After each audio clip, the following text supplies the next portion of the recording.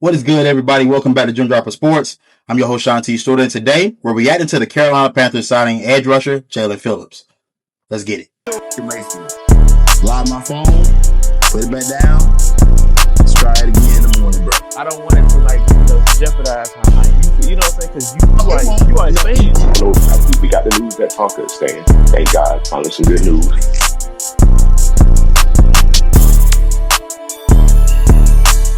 So look, my initial thoughts when I saw the deal go through was good.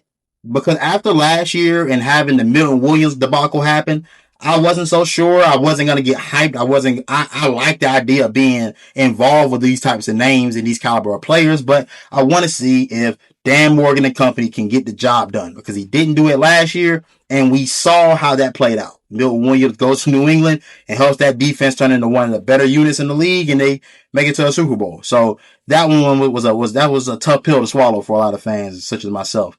But in this case, I'm happy that they got the job done.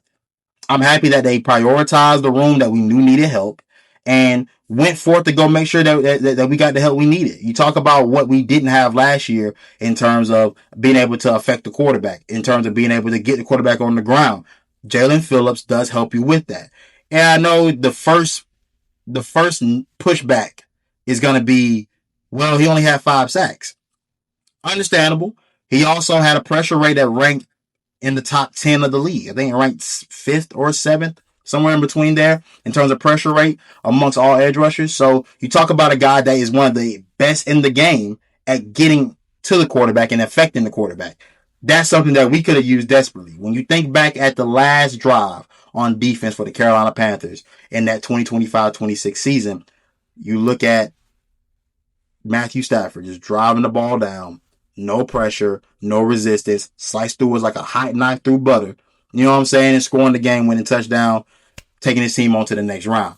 You see that, and you look at what Jaelan Phillips could do for you, affecting the quarterback, making that guy move off the spot, helping other guys get their numbers up as well. Because a guy like Nick Scordon, who missed a lot of sacks, he had one of the highest numbers in terms of sacks missed last year.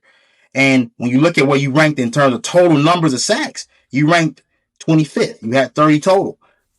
I think a guy that has that level of effectiveness does a lot more for your room than what you could possibly look at throughout the pure numbers. Because again, being an effective edge rusher isn't solely about getting sacks. Now that's how we get the big bucks. That's how we get Hall of Fame nods. That's how we are recognized by fans. But when you look at the games and you start watching, you start realizing that I'm like, man, this quarterback is sitting in the pocket all day.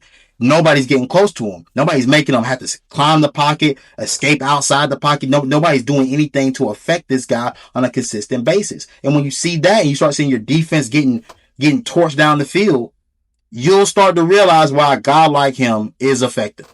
And I understand with the money situation. Getting $30 million a year, for some people, that's going to be a huge point of contention. One thing I'll tell y'all boys is this. You got to pay somebody. You have to pay somebody. And historically, the Carolina Panthers are one of those franchises that will bargain bin shop themselves to death, and they will all be sitting on the couch wondering why our $5 million edge rusher isn't getting pressure on elite tackles. You get what you pay for in this game. You get what you pay for in life. And sometimes, hey, look, is it possible it could be an overpay?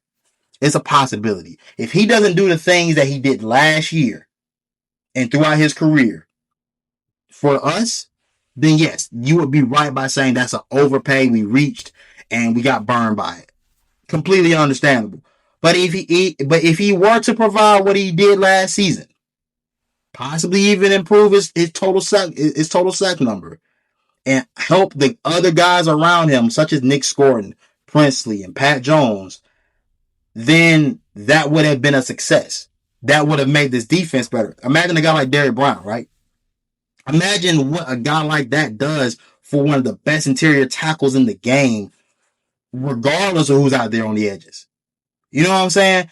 You want to help guys out like that. You have elite players. Derrick Brown's an elite player. J.C. Horn's an elite player. You want to add some more guys that can help that defense take that next step. I thought Ejiro Evero, for what he did last year, Very commendable job. We have to give him more talent to work with. This acquisition does exactly that. One thing this deal does do, it makes the path to the draft a lot more clear for the Carolina Panthers. We talked about guys like Keldrick Falk and other edge rushers being a possibility for us in the last video that I dropped in. There are some names that later on down the line could very well be a possibility if you want to continue to add guys to that room and continue to add talent. But in terms of the first 2 rounds, first 2-3 rounds, maybe you probably won't see an edge rusher name get thrown around the mix. For the Carolina Panthers, you look at the offensive line, K. May signs elsewhere, obviously losing Ike Kwandu more than likely for the year. You're gonna have to figure out that position group, and all of a sudden that a group that was one of the ones you addressed a couple years ago to now you need to readdress it again, and you may have to do some cap maneuvering just to make some things happen there. Guys such as Devin Lloyd, there are still a possibility out there for the Carolina Panthers. Work being done by Brent Tillis and his mastermind to be able to figure out how do you free up some cash to be able to go grab more elite guys as we continue to move forward throughout this off season. But in the draft, I mean, look, I gotta look to think that whoever the best offensive tackle prospect is a guy you have to consider. But and listen, at least in other signs before we get up out of here, Kenny Pickett signs for a 1-year deal. Do I think he's better than Andy Dalton? I mean, I guess you're just trying to solidify that backup position. We knew that was also a position of need as well. After seeing how Andy performed against Buffalo, you knew you needed something better than that. Is this the answer? I don't necessarily know. I think I would have liked a guy that's a bit more akin to what Bryce Young does. Bit more mobile, a little bit more athletic, just to continue the skill set of what Bryce does for this team and try to find that in the backup quarterback as well. So if you ever have to go to him, you at least know that the style of your offense doesn't necessarily have to change. But I mean, that's neither here nor there. We'll have to figure that out as the season goes along. But I'm your host, Shanti Stewart. This has been Jump Dropper Sports, and I'm out.